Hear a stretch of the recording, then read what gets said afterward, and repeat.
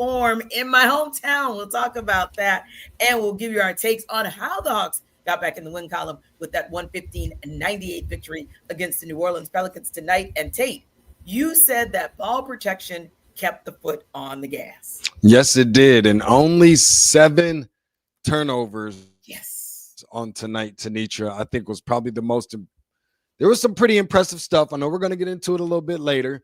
But I feel pretty good about having a smile on my face, not just because necessarily a Hawks win, but the way that they won, the confidence that they play with, the togetherness, the camaraderie, the chemistry, all of these different things that just more than just sounds really cool.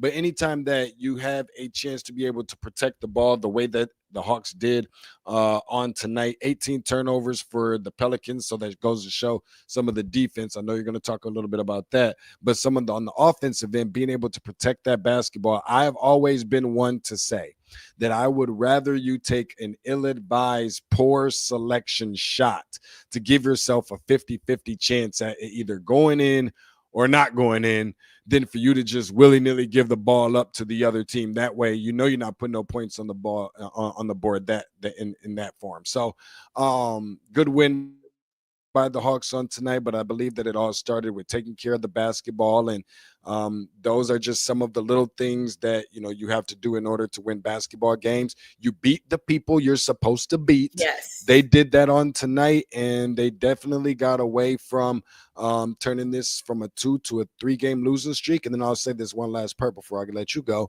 is that we talked a little bit about how we definitely know we're slowly but surely starting to feel the effects of not having Trae Young and things like that. You wouldn't have been able to tell it with the ball protection tonight.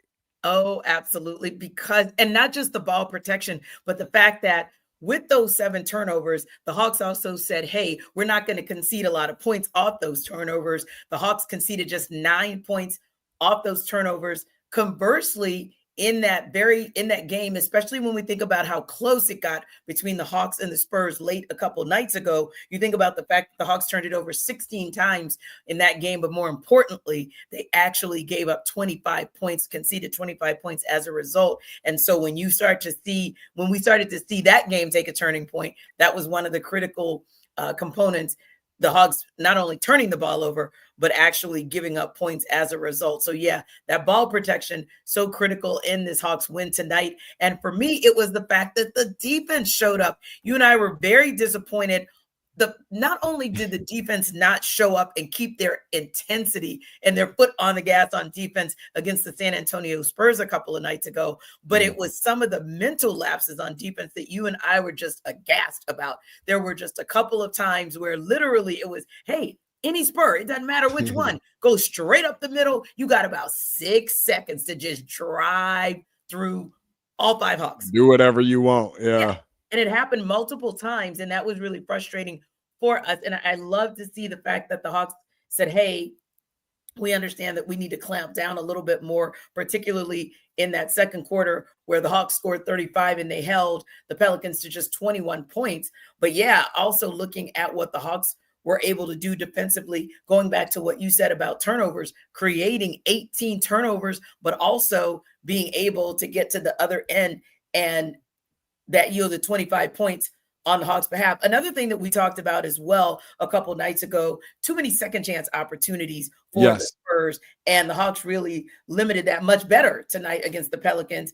Just 13 offensive rebounds for the Pelicans, but more importantly, only 11 second chance points off those rebounds. So those are some of the things that we were kind of looking to see. Hey, well, how are you going to bounce back in those critical spaces defensively? Because we know the game is a game of runs. The league is a game of runs. But what are you going to do when that happens? And then as well, the Hawks had a decent night from the three-point line, shooting 37% from 3. But the most important thing is you're having a solid night from the three-point line, but make sure that your opponent doesn't.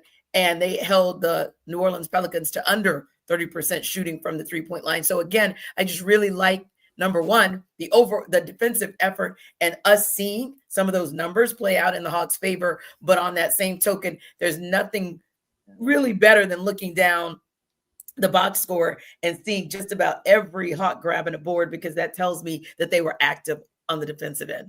It absolutely does, Tenitra. And listen, I mean, we've seen the Hawks shoot better as of late. I've been singing their Yeah, praises yeah. for quite some time about how they've been able to shoot, very well from the field, well beyond 50%. Some of those games, well into the deep, high 40s, Yeah. low, 50s or whatever, what have you, from nights that they were, hitting the three. Tonight, just 46% from the field. And think about it.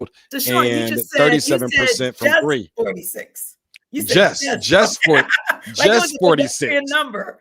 And but guess what? And that's what 46 feels like Yeah, when they've been as hot as they had been I would recently. agree. So when you factor all and then not only that, but you factor in they won by almost 20 while shooting those percentages. So listen, I think that there is some extra brownie points that you do have to give when you do what you're supposed to do. You do it in convincing fashion. You put the foot on the gas. You killed the head and the body will follow. And you make a statement and you let people know that you're not here to play and that you do know how to, there's sometimes when you go on a slide and lose consecutive games. And also this is just the front end of a back-to-back, by the way. Yes. You don't know how to really overcome that may I add that without your superstar. But I want to make sure that I wake something up, because over the course of the last couple of games, number one, they were out rebounded by 4 by the opposition. We're talking about San Antonio and Detroit, right? So they were out rebounded on tonight. Kind of expected when you don't have Onyeka Okongwu. I get it, they didn't have Zion, but we didn't have Onyeka Okongwu, so we're really just limited to Kristaps Porzingis to a degree. The opposing team had tallied a double-digit number in steals against the Hawks tonight. Just 5 steals for the New Orleans Pelicans, 16 turnovers for the Atlanta Hawks, and that's on an average, by the way. In those 2 losses, just 7 turnovers on tonight. The Hawks had a total of average of 6 fast break points in those 2 losses. They had 15 on tonight and were outscored by their opposition by 15 points in those 2 games. And obviously they were only outscored by 10 on tonight. So going in the right direction, trending in the right direction. Everybody didn't have a hot night. It's nice to know that you can come away with a win on in games where you don't have to have like a super hot night from any particular player. They won as a cohesive unit. Indeed. And no Keaton Wallace for the Hawks tonight, but like that's you said, right. They put, and I say that because he was one of the sparks in the Hawks getting back into that game against the Spurs before they ultimately lost. But listen, I'm going down our comment section and I'm letting you guys know, I'm going to shout out Pete Fixman's 4656 because I think he speaks for all of us, whether it's you and I as hosts, DeShaun, on the show, or whether it's some of our everydayers. You're a happy KP fan. We're happy KP fans. And we cannot wait to talk about it. We have been looking for this KP to show up. That's and we right. will discuss KP and the turning point when we return.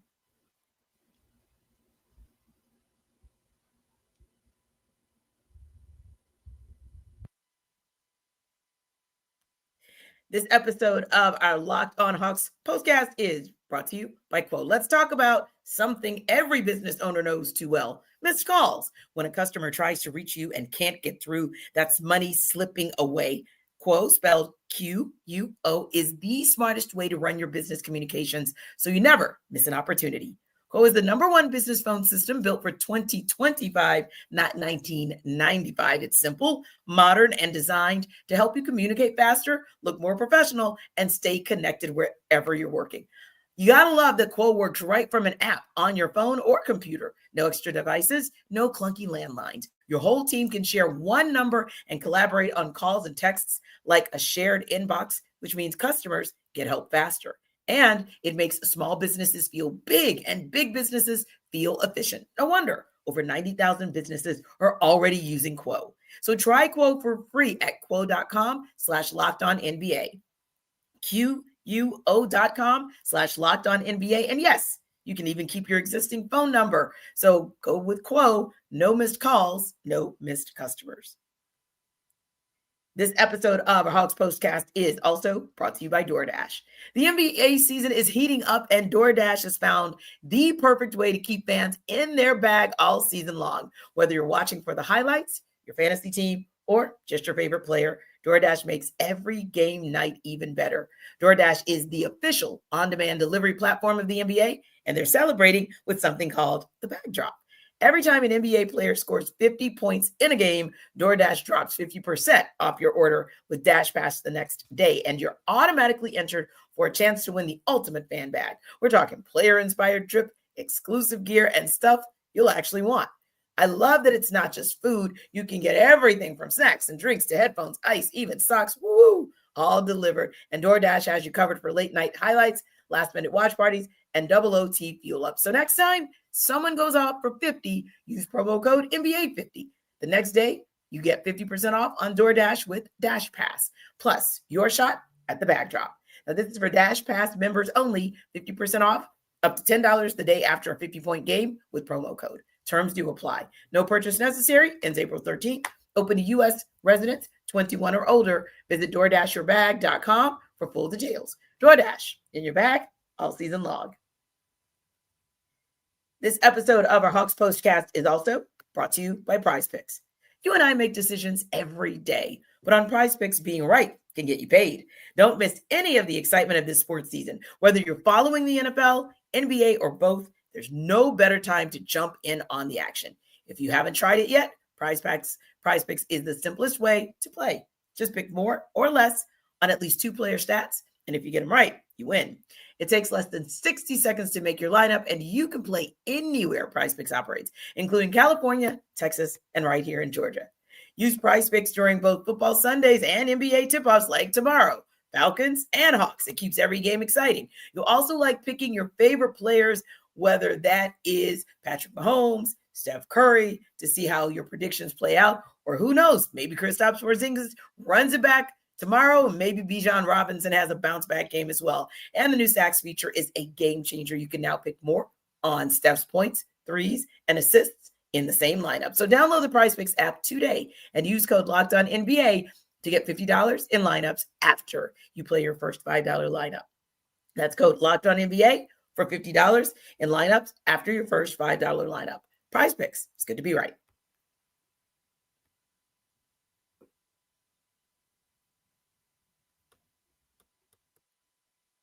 So, DeShaun, this was one of those games where, once again, and I love that you and I are talking about this more often than not this season, and we appreciate the fact that you guys are listening to us talk about this more often than not. We appreciate you making the Hawks Postcast for your first listen of the day, and thank you for making Locked On the #1 sports podcast network. And what am I talking about, DeShaun? I am talking about the third quarter. You know, the one that was real pesky, and the one where the Hawks just kind of imploded from time to time a lot last season. We're not seeing that a lot this season. In fact, around the 8:38 mark, one beat Krejci took over, and that was the turning point.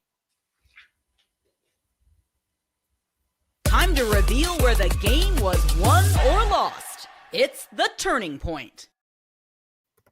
So, DeShaun, this was one of those games where you think to yourself, okay, and you said it best earlier, so I'm just going to repeat and co-sign. It's a game that you absolutely should win, especially when you think about the fact that the Pels are not doing well this season, and they had just so many of their best players who were out, if you will. But nonetheless, it's not the Hawks' problem, not the Hawks' issue. The Hawks play whomever is put on the field. And yes, or on the court, rather. And yes, the Hawks went on a 10-2 run around the 8-minute and 38-minute mark. But in particular, you like how B. Krejci really inserted himself in at that time and really started to help the Hawks keep their foots, as one of our guys says, foots on necks, and to ensure that the Hawks were able to get this win and in the two-game losing streak. I did, and I love what he was able to do, the contribution that he was able to bring. And, of course, they did it collectively as a unit. I think we got to a point in the third quarter where Zachary Risachet is where it started. They ended up taking a double-digit lead on Atlanta started off with a transition dunk, and it seems like they just kind of never looked back. Yeah. They held New Orleans to only 2 field goal conversions in 5+ minutes in that third quarter. Within that span, 21 points scored by the Atlanta Hawks. Of course, Krejci converts 3 of his 3-pointers, by the way, in under a minute and a half. He just caught fire, got hot. I see why he's. I think the last time I checked, he was like second in the league in either. I can't remember, and I got to go back and fact check it, but I think it was in 3-point field goals made. I don't think it was 3-point percentage, but I'm pretty sure he's high in terms of percentage as well. That team, within that span from the 8:38 mark all the way until the end of the third quarter, the Hawks shot 11 for 15 from the field. Of course, only 4 missed shots, where the New Orleans Pelicans went 4 for 10, only made 4 shots from the field. And of course, the New Orleans Pelicans had, or the Atlanta Hawks have forced the Pelicans into 3 turnovers as well. So great job by the Atlanta Hawks. I don't want to say it too loud. I love saying it with my chest, saying it loud and proud, because I'm so happy whenever they have a third quarter such as this one. We know that that's always kind of been somewhat of the Achilles heel for the Atlanta Hawks. So I don't want to say it too loud, but I definitely want to shout it loud from the rooftops, as loud as I possibly can, because I hope that they hear it. And you know what the crazy part is, Tenitra? This felt much like, in some ways, a home game, because when I'm sitting there watching it and I'm hearing it, I'm like, the crowd, it just seems like there's more Hawks fans in attendance than there was of Pelicans fans as well. And so the crowd was really into it. I love how it seems like the crowd is just starting to travel a little bit more and more. And one thing that I would really like to see from this team, and I know we're going to talk about KP a little bit, as he deserves. One thing I would like to see from this team a little bit is, it seems like Dyson Daniels hasn't just really been as hot, or can't, having a hard time get going as much. Tonight, he definitely did take a step in the right direction. 14 points, 6 for 15 from the field. Of course, he didn't shoot it well from 3. He went 0 for 4, but did have 8 rebounds and 4 assists. I have only some concerns about when they do need that offense from him, what's going to happen if they're not able to get it from him. But somebody else they got offense from that we've been waiting to see if he can bring it, and I'll let you go ahead and take it from there, because I know you've been waiting on it. Yeah. And just to piggyback off of what you said, it doesn't hurt when the Atlanta Falcons are in town to play the New Orleans Saints. So most people I know decided to make it a 2-for once they found out that the Hawks were also playing the Pelicans. So yeah, it was, I think both home teams, Atlanta home teams, were able to benefit from that 1-2 punch in New Orleans. But yeah, I saw in our comments that people noticed that as well. Like, wow, the Hawks seem to have a little. Oh, so that's what's going on. The game tomorrow is in New Orleans. Yes, but give the Falcons. But they still been traveling. Hawks have been traveling. And give the Falcons fans a lot of credit, because just because you're in town for the Falcons game on Sunday afternoon doesn't mean you necessarily have to attend the Hawks game Saturday night. So give them a whole lot of credit for getting in there and making that Smoothie King Center a little bit of home court advantage for Atlanta. But you know what? For Krejci and Kristaps Porzingis, it was like home cooking. I mean, you would have thought they were in Atlanta for the performance that they gave. But I think the one that we wanted to really shout out and highlight before we wrap up is Kristaps, because we have said a time or two, although this was his 4th 20-point game of the season, we've also said that we haven't quite seen enough of the Kristaps Porzingis that this Hawks organization was hoping they would see, based on what they'd seen, obviously, from his run with the Boston Celtics. Well, I think that guy showed up tonight, because you're talking about going 11 of 17 from the field, 7 rebounds, 4 assists, 3 blocks, and he did it in 33 minutes. So I feel like, KP really, really showed up, and he kind of made New Orleans home tonight. Well, I think one of the more impressive things for me was the blocks, because, something I've been seeing out of Kristaps lately is just the lack of rim protection. First of all, for playing in this game, because it is a back-to-back. I'd be really interested to find out if he's going to play on tomorrow. Let's just be real, right? Let's just call it what it is. I know we're about to wrap up, but I think we've all had concerns and just had some optimism a little bit when we hear that Kristaps Porzingis was going to become an Atlanta Hawk, because you know the potential, you know what he could be, you know he brings the size, you know he's a center, you know that he can shoot it and all these things, but you also know the inactivity on the floor and how much he doesn't play. And we've seen that already enough times this year, and that makes it just that much harder to get games like this going to where he can get hot, because you have to be able to be participating in games like this in order to have games like this. That being said, I think I was impressed by the ability to be able to protect the rim, because that's something that we have been lacking as a team. That's something, nothing's more frustrating than having a guy over 7 feet and there's no rim protection down there. Guys out there shooting threes on offense and not getting any defensive rebounds under the rim or protecting the rim. So I want to give him some credit. That stuck out a little bit like a sore thumb. I hope that it continues and we continue to see him in action. I hope we do too. And of course, double trouble, Mr. Double-Double, JJ, whatever you want to call him, he just kind of shows up consistently with a nice 18. All-star Tenitra? Future All-Star this year? All-Star?